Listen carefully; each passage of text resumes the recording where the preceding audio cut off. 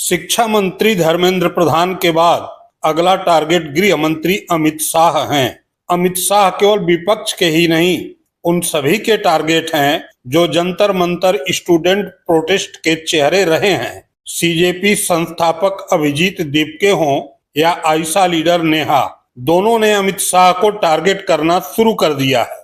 राहुल गांधी खुलकर सामने आ गए हैं। गंभीर बात यह है कि इस बार जेनजी और विपक्ष का गठजोड़ बनता दिख रहा है, जो अमित शाह के लिए ही नहीं, नरेंद्र मोदी के लिए भी खतरे की घंटी है। नमस्कार, मैं हूं त्रिपाठी ज्ञानेंद्र और आप देख रहे हैं सियासत के सुर। सबसे पहले आप काकरोच जनता पार्टी के संस्थापक अभिजीत दीपके का ताजा बयान सुनिए। अगर एफआईआर पीछे नहीं लेते और स्टूडेंट्स को ऐसे ही परेशान करते रहेंगे तो हम फिर से आंदोलन करेंगे। इस सरकार को ये बात समझनी चाहिए कि स्टूडेंट्स का गुस्सा कम नहीं हुआ है। अगर उन्हें लगता है एक धर्मेंद्र प्रधान का इस्तीफा देकर ये गुस्सा ठंडा हो जाएगा, ऐसा नहीं है। गुस्सा बहुत ज्यादा है लोगों में और जरूरत पड़ी तो ये आंदोलन फिर होगा और जो पिछला हुआ उससे भी बड़ा आंदोलन होगा। सुना आपने, स्टूडेंट का गुस्सा कम नहीं हुआ है, जरूरत पड़ी तो आंदोलन फिर होगा, पिछले आंदोलन से बड़ा होगा। इतना ही नहीं, काकरोच जनता पार्टी के इस संस्थापक ने जो आगे कहा वह और गंभीर है और यही लाइन विपक्ष और जेनजी को एक दूसरे से जोड़ती है। सुनिए। ये सरकार स्टूडेंट्स के अगेंस्ट AK-47 यूज कर रही है, तो ये अपने ही देश के युवाओं को आतंकवादियों जैसा ट्रीट कर रही है सरकार। ये बहुत शर्म की बात है। अगर ये सरकार अभी भी नहीं सुधरती है तो चुनाव आ रहे, इस देश का स्टूडेंट इस सरकार को सुधार देगा। और एक चीज में ना भूले, एक स्टूडेंट पर लाठी पड़ी तो स्टूडेंट के घर में 4 वोट है। नरेंद्र मोदी बस वोट की भाषा समझते हैं, अमित शाह बस वोट की भाषा समझते हैं। तो उनके वोट की भाषा से मैं समझाना चाहता हूँ, एक स्टूडेंट पर पेलेट गन चलेगी, एक स्टूडेंट पर लाठी चलेगी तो उसके घर में 4 वोट है, वो आपके कम हो जाएंगे। वक्त है, अभी भी सुधर जाओ, वरना चुनावों में स्टूडेंट सुधार देंगे आप लोगों को। अगर ये सरकार अभी भी नहीं सुधरती है तो चुनाव आ रहा है, चुनाव में सुधार देंगे। अब सवाल उठता है कि ये बात आई क्यों कि मोदी सरकार जेनजी आंदोलन के बाद भी सुधरी नहीं है। दरअसल धर्मेंद्र प्रधान की भूमिका आंदोलन की भूमिका तक सीमित थी। 20 जुलाई के संसद मार्च पर हुए लाठीचार्ज और पैलेट गन से प्रहार के बाद जेनजी आंदोलन के केंद्र में गृह मंत्री अमित शाह आ गए।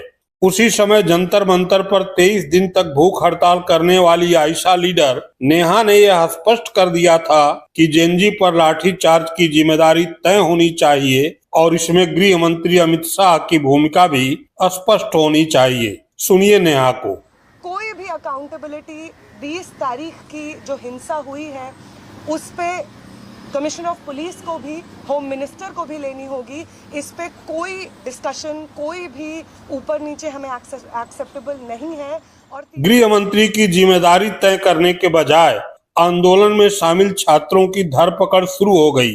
दिल्ली ही नहीं, बिहार, बंगाल और असम जैसे राज्यों में सरकार अपना इकबाल जिंदा करने के चक्कर में छात्रों का दमन करने लगी, जो आंदोलन के समझौते के खिलाफ है। इस बीच छात्रों पर लाठीचार्ज, पैलेट गन और AK-47 जैसे घातक हथियारों के प्रयोग के वीडियो सामने आए। इससे छात्रों का गुस्सा और बढ़ा और इसी गुस्से को देखते हुए राहुल गांधी ने अपना टारगेट फिक्स कर दिया। राहुल गांधी के नेतृत्व में समूचा विपक्ष संसद में गृह मंत्री अमित शाह की जिम्मेदारी तय करने पर अड़ गया तो सरकार ने राहुल गांधी को बोलने नहीं दिया। राहुल गांधी संसद से बाहर निकले और प्रेस कॉन्फ्रेंस करके वह कह दिया जो अमित शाह ही नहीं, समूची मोदी सरकार को चैन से रहने नहीं देगा। सुनिए राहुल गांधी को। जो हमारे स्टूडेंट्स प्रोटेस्ट पे थे, peaceful protest, non violent protest, प्यार से रेजिस्ट कर रहे थे, उन पर पुलिस अट्रॉसिटी हुई, उन पर पैलेट गन चलाया गया। ये आप फोटो देख रहे हैं, शॉक बेटन यूज किया गया, लाठी कीलों के साथ, लाठी में कील डालकर स्टूडेंट्स को मारा गया, महिलाओं को, माइनर्स को मारा गया। यहां पे आप देख सकते हैं पुलिस वाला थप्पड़ मार रहा है महिला को। और ये प्लेन क्लोथ ऑफिसर्स जो कोई नहीं जानता कौन है, वॉलंटियर्स हैं, RSS के हैं, कहां से आए, ये भी पिटाई करने में इन्वॉल्व थे। ये करवाया किसने? ये हुआ कैसे? सिंपल सी बात है, ये व्यक्ति अमित शाह जी होम मिनिस्टर हैं। पैलेट गन की यूज, लीथल फोर्स की यूज बिना होम मिनिस्टर के परमिशन लिए नहीं किया जा सकता है। हमने भी सरकारें चलाई हैं, हम जानते हैं कि अगर गोली चलाने की बात आती है, पैलेट गन की यूज की बात आती है, तो the last call is the home minister and the prime minister, we know that. तो आइदर द होम मिनिस्टर, इन्होंने ऑर्डर किया युवाओं को मारने का ऑर्डर, लाठी चलाने का ऑर्डर, पैलेट गन का यूज का ऑर्डर, या फिर इनको मालूम ही नहीं था। होम मिनिस्ट्री चल रही है, अमित शाह जी कुछ और कर रहे हैं, होम मिनिस्टर को मालूम नहीं कि भैया किसी ने पैलेट गन चला दी, किसी ने मतलब लाठी मार दी, वो किसी और दुनिया में थे। यही दो पॉसिबिलिटीज हो सकती हैं, तीसरी तो हो ही नहीं सकती। तुम्हारा कहना है आइदर पॉसिबिलिटी इनको जाना है। हिंसा किसने की? दिल्ली पुलिस ने की। दिल्ली पुलिस किसको रिपोर्ट करती है? एमएचए को, होम मिनिस्टर को। और दूसरी साइड आरएएफ ने की। आरएएफ सीआरपीएफ को रिपोर्ट करता है और सीआरपीएफ एमएचए को रिपोर्ट करता है। तीसरी पार्टी ने दिल्ली में हिंसा नहीं की है, दिल्ली पुलिस ने की है और आरएएफ ने की है।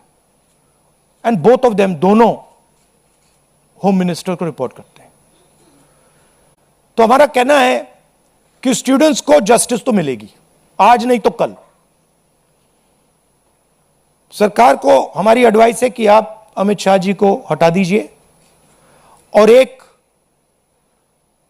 SC monitored independent high part committee से प्रोब कराइए, जो जांच करे किसने ऑर्डर दिया, कैसे हुआ, पैलेट गन का यूज हमारे ही बच्चों पर, पैलेट गन का यूज किसने ऑथराइज किया और क्यों।